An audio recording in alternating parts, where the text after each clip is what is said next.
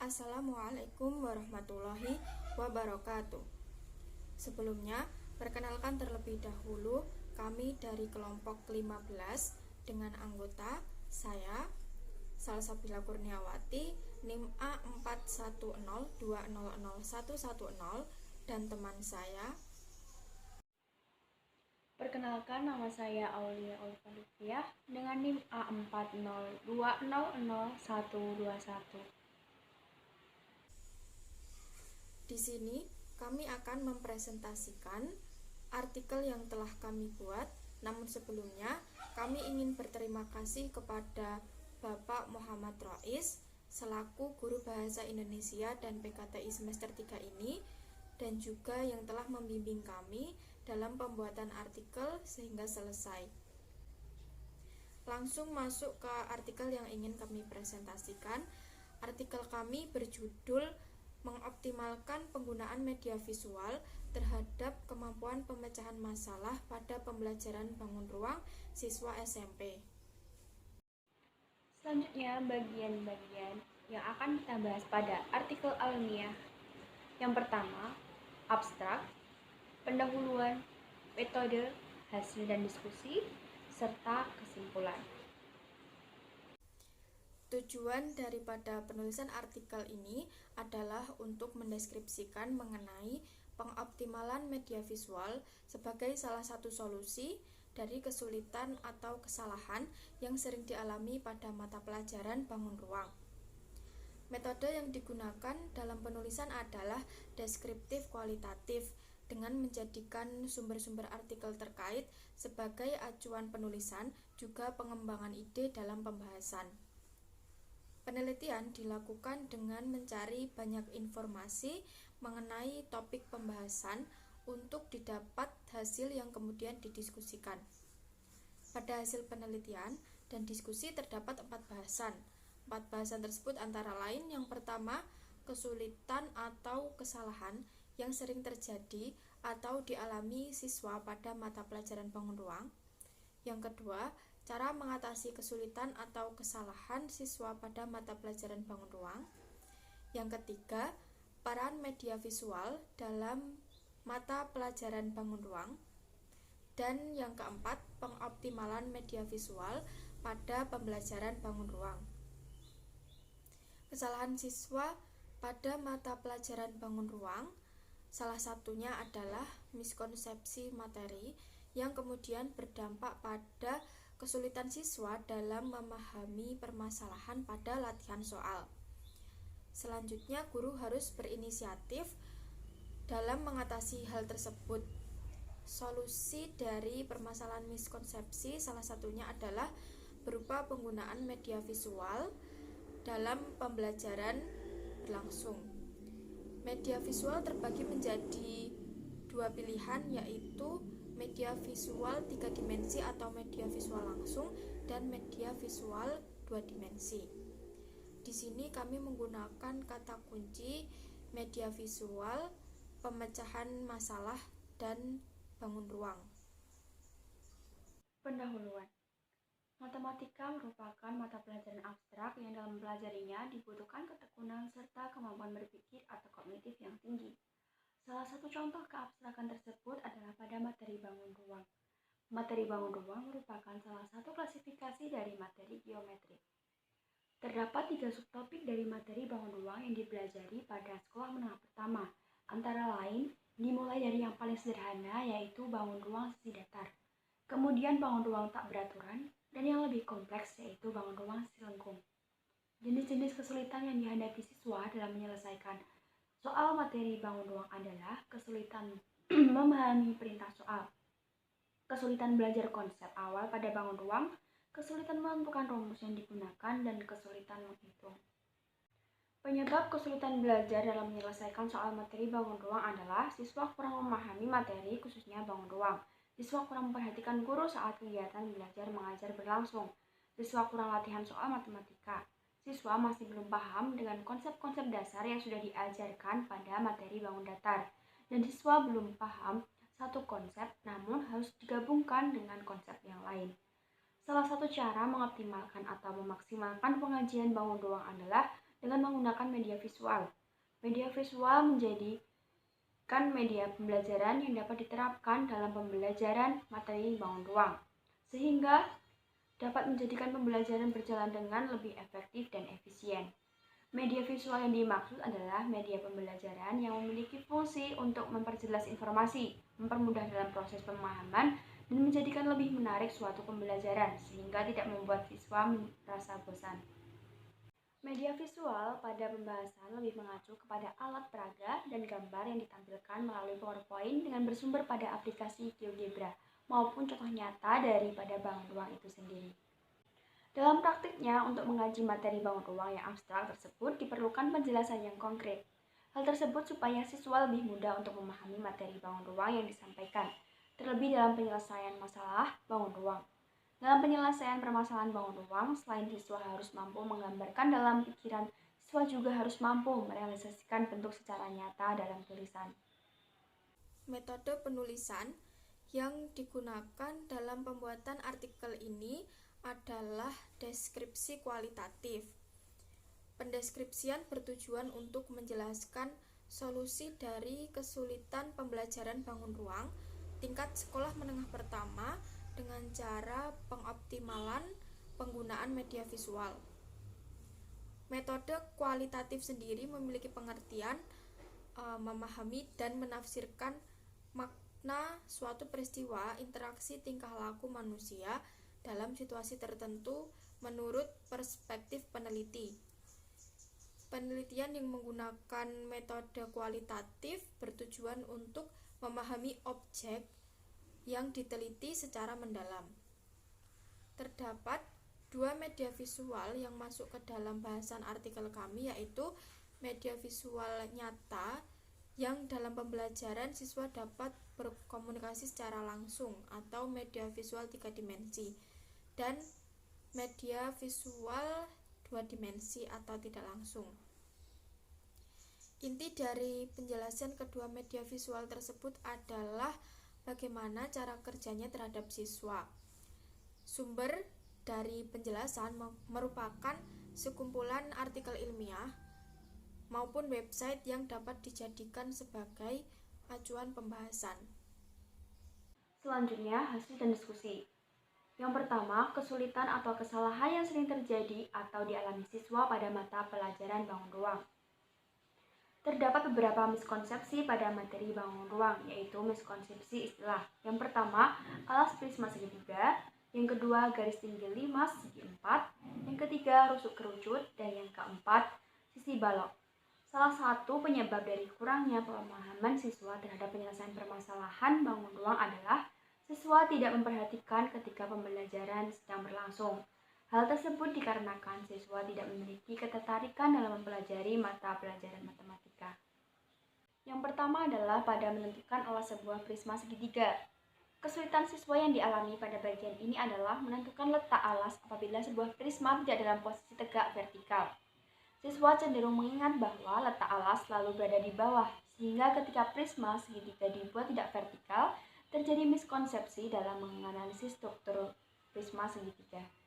Kesulitan selanjutnya adalah menentukan garis tinggi sebuah 5 segi 4. Dalam hal ini pun sama seperti kasus menentukan alas prisma segitiga. Siswa kesulitan menentukan garis tinggi 5 segi 4 apabila 5 segi 4 tidak pada posisi tegak vertikal. Misalnya ketika posisi dari 5 tersebut horizontal, maka siswa mudah terkecoh dengan alas prisma yang dijadikan acuan menentukan garis tinggi. Selanjutnya adalah kesalahan menentukan rusuk kerucut. Pada hal ini, siswa sering tertukar dalam memahami antara rusuk dengan garis pelukis. Garis pelukis sendiri merupakan garis pada sisi dan bukan merupakan rusuk, sehingga siswa menjadi salah apabila mengatakan bahwa garis pelukis merupakan rusuk. Dan yang terakhir adalah kesalahpahaman dalam menentukan posisi rusuk dan sisi pada balok. Kesalahan pada bagian ini sangat sepele. Siswa dapat menentukan jumlah ruas balok dan sisi balok, namun mengalami kebingungan ketika disuruh menentukan posisi balok dan sisi dari balok. Bahasan yang kedua yaitu mengenai cara mengatasi kesulitan siswa pada mata pelajaran bangun ruang. Guru diharapkan dapat mengatasi kesulitan belajar dengan cara mengetahui dan memahami masalah belajar yang dialami oleh siswanya, dan dengan menggunakan metode belajar yang tepat sesuai dengan materi yang disampaikan, supaya dapat mengantisipasi berbagai kemungkinan munculnya masalah yang dapat menghambat tercapainya tujuan pembelajaran. Selain miskonsepsi pada mata pelajaran bangun ruang, juga terdapat faktor lain yang menjadikan bangun ruang sulit dipelajari oleh siswa. Faktor lain tersebut antara lain siswa tidak menyukai mata pelajaran bangun ruang, metode pembelajaran yang disampaikan tidak bervariasi sehingga siswa mudah bosan, siswa tidak berani bertanya ketika menghadapi kesulitan dalam mengerjakan soal, dan guru tidak menggunakan alat peraga ketika menjelaskan materi. Faktor guru tidak menggunakan alat peraga mengurangi nilai penjelasan, dan hal ini menjadi penyebab siswa kurang memahami materi bangun ruang. Terdapat solusi dari miskonsepsi juga kesulitan lain dalam memahami soal serta faktor-faktor penyebab materi bangun ruang sulit bagi siswa. Yang pertama, terkait metode pembelajaran yang diulang-ulang, dan jika siswa tidak menyukai mata pelajaran bangun ruang, maka guru dapat menyediakan pembelajaran yang lebih bervariatif ataupun menggunakan metode baru yang lebih menarik sehingga meningkatkan minat siswa dalam mempelajari materi bangun ruang. Selanjutnya, jika kasusnya adalah siswa tidak berani bertanya ketika menghadapi kesulitan dalam mengerjakan soal, maka guru dapat menghimpun siswa dalam suatu kelompok. Hal ini supaya siswa lebih merasa percaya diri ketika ingin bertanya mengenai suatu soal yang dianggap sulit kepada teman sekelompoknya. Terkait permasalahan miskonsepsi, guru dapat menggunakan alat peraga maupun media visual lain. Hal ini sekaligus menjadi solusi dari kurangnya penjelasan dari guru akibat tidak menggunakan alat peraga ketika pembelajaran berlangsung. Tidak hanya berhenti pada penyelesaian miskonsepsi, namun juga berpengaruh pada penyelesaian latihan soal. Siswa yang mampu memahami materi dengan benar akan lebih mudah memahami permasalahan daripada siswa yang belum memahami materi bangun ruang. Selain itu, pemahaman pada materi bangun ruang akan menjadikan siswa tidak kesulitan ketika menentukan rumus pada penyelesaian soal. Media visual memiliki peran penting sebagai salah satu upaya mengatasi miskonsepsi juga permasalahan lanjutan terkait materi bangun ruang. Yang ketiga adalah peran media visual dalam mata pelajaran bangun ruang. Media visual merupakan media yang memberikan gambaran menyeluruh dari yang konkret sampai dengan yang abstrak, bersifat realistis yang dapat dirasakan oleh sebagian besar panca indera, terutama indera penglihatan.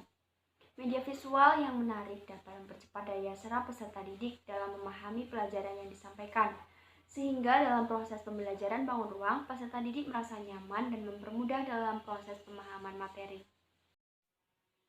Jika siswa saja tidak memiliki ketertarikan dalam belajar matematika, tentu siswa juga akan menghindari submateri-materi matematika di dalamnya, termasuk salah satunya bangun ruang. Sedangkan matematika merupakan salah satu mata pelajaran yang harus ditempuh selama jenjang sekolah menengah pertama, sehingga guru harus pandai dalam mengatasi hal tersebut, minimal siswa dapat memahami pelajaran dengan baik. Media visual dalam mata pelajaran bangun ruang mengasah kreativitas serta meningkatkan analisis siswa terhadap struktur bangun ruang itu sendiri. Dengan menggunakan media visual, bangun ruang dapat berubah-ubah posisi, tidak hanya vertikal. Disinilah siswa mulai menggunakan analisa terhadap bangun ruang untuk menentukan bagian-bagian atau struktur dari bangun ruang tersebut. Media visual meningkatkan minat siswa dalam belajar bangun ruang. Akibatnya, peningkatan minat terhadap pembelajaran bangun ruang meningkatkan hasil belajar siswa. Dalam pembelajaran matematika, media visual memungkinkan adanya interaksi langsung antara peserta didik dan lingkungannya. Media visual juga dapat menanamkan konsep dasar kepada peserta didik. Setiap konsep matematika dapat mudah dipahami apabila kendala utama yang menyebabkan anak sulit memahami dapat dikurangi atau dihilangkan. Bahasan yang selanjutnya yaitu pengoptimalan media visual pada pembelajaran bangun ruang. Media visual yang dapat digunakan dalam pembelajaran antara lain media visual 3 dimensi yang memungkinkan siswa dapat berhubungan secara langsung seperti alat peraga, dan media visual 2 dimensi yang membantu siswa membayangkan suatu bangun ruang seperti penggunaan aplikasi GeoGebra atau gambar pada PowerPoint. Beragam alat peraga dapat digunakan sebagai suatu contoh bangun ruang. Umumnya yang sering digunakan adalah alat peraga bangun ruang seperti kubus, balok, segitiga, limas, maupun prisma. Alat-alat peraga tersebut dapat berupa alat peraga padat maupun hanya berupa kerangka. Kedua jenis alat peraga tersebut tentunya memudahkan siswa dalam menganalisis bagian, sisi, dan rusuk dari suatu bangun ruang. Alternatif lain dari penggunaan alat peraga tersebut adalah dengan cara membangun sendiri bangun ruang tersebut. Jadi guru dapat mendorong siswa serta memberi instruksi bagaimana membuat bangun ruang tersebut dengan menggunakan media yang sederhana, contohnya menggunakan kertas. Misalnya, guru menyiapkan kertas lipat dengan model berbagai bentuk bangun ruang. Kemudian ketika pembelajaran berlangsung, guru bersama dengan siswa membentuk bangun ruang dari kertas yang telah disiapkan oleh guru sebelumnya. Kegiatan tersebut dapat menumbuhkan rasa senang, kemudian menjadikan siswa semangat dalam mengikuti pembelajaran sehingga siswa menjadi termotivasi untuk terus mengikuti pembelajaran hingga akhir. Kegiatan tersebut dapat meningkatkan hasil akhir pembelajaran siswa. Kegiatan membentuk bangun ruang secara mandiri juga melatih kreativitas siswa. Selain itu, siswa selain berhadapan langsung dengan alat peraga, siswa juga lebih mudah mengingat apa yang dipelajarinya daripada hanya mendengarkan penjelasan dari guru tanpa menggunakan alat peraga. Metode pembelajaran menggunakan alat peraga sederhana dapat dijadikan sebagai salah satu alternatif bagi guru dalam melaksanakan pembelajaran, karena metode pembelajaran menggunakan alat peraga sederhana adalah metode pembelajaran yang menitikberatkan pada keaktifan serta kreativitas peserta didik dengan tujuan tercapainya proses kegiatan belajar mengajar yang sesuai dengan harapan guru, yaitu terjadinya interaksi antara guru dengan peserta didik dan juga peserta didik dengan sesama peserta didik. Selanjutnya adalah media visual 2 dimensi. Pada pembelajaran matematika khususnya bangun datar dan bangun ruang, alangkah baiknya jika guru menggunakan media pembelajaran PowerPoint saat pembelajaran berlangsung agar siswa lebih tertarik untuk memperhatikan gambar ataupun animasi yang ada pada slide presentasi. Dalam PowerPoint, guru dapat menciptakan variasi tampilan bangun ruang. Guru dapat merujuk pada sumber-sumber aplikasi 3 dimensi seperti GeoGebra maupun menggunakan gambar-gambar yang sederhana. dalam penyampaian menggunakan PowerPoint pun, gambar yang ditampilkan tidak hanya berbentuk tegak vertikal, melainkan lebih bervariasi letak posisinya, sehingga siswa tidak terpaku pada bentuk bangun ruang yang menyatakan bahwa alas selalu berada di bawah. Jika menggunakan alternatif GeoGebra, maka lebih jelas apabila dipraktekkan secara langsung. Jadi tidak hanya terpaku pada gambar tidak bergerak di layar. Selain itu, pada aplikasi GeoGebra juga menyediakan pilihan yang dapat memantulkan gambar atau bangun ruang ke dunia nyata.